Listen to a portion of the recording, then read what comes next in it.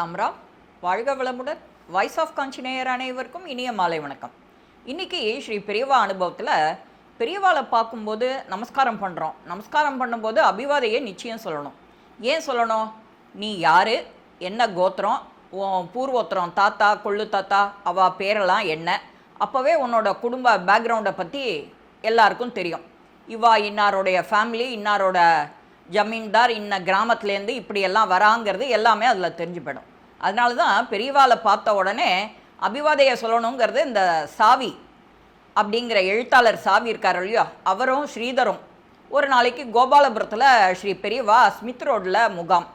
அப்போ அங்கே போயிருக்கும்போது இவா மேனாக்கிட்ட நின்றுட்டுருக்கா. விஸ்வரூப தரிசனம் பார்க்கணும் ஃபஸ்ட்டு அப்படின்னு பார்த்தா பெரியவா இவா ரெண்டு பேருக்கும் அனுகிரகம் கொடுக்கவே இல்லை. தலையை சாய்ச்சிண்டு போயிட்டான். இவா ரெண்டு பேருக்கும் ஒரு ஏமாத்தமாக போயிடுது. இருந்தாலும் இவா ரெண்டு பேரும் விடாத ஸ்ரீ பெரியவாளை தரிசனம் பண்ண ஒரு முறையும் வரா.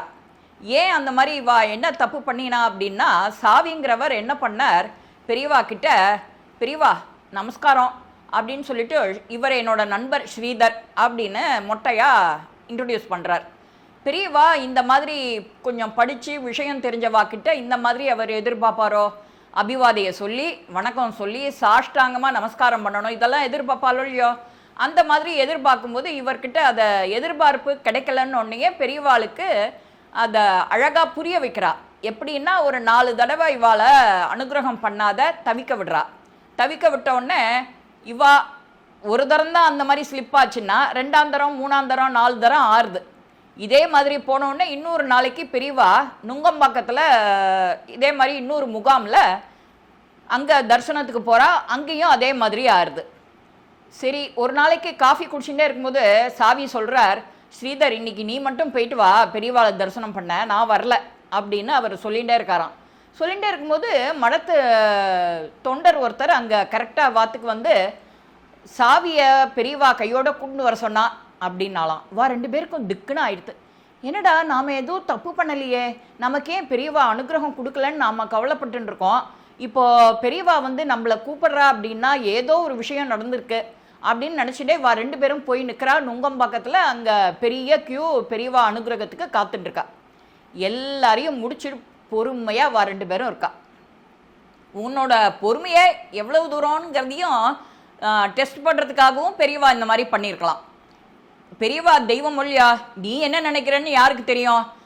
சர்வ ரக்ஷகன் ஒழியா, சர்வ ரக்ஷகன் நினைக்கிறது தான் நம்ம உண்மை. அவர் நினச்சது இவர் பொறுமையாக நின்று அன்றைக்கி தரிசனம் பண்ணி இந்த மாதிரி நான் சாவி இன்னாருடைய பையன் இவர் ஸ்ரீதர் அப்படின்னு சொல்லி இவர் சாவி அபிவாதையை சொல்லி நமஸ்காரம் பண்ணுறார்.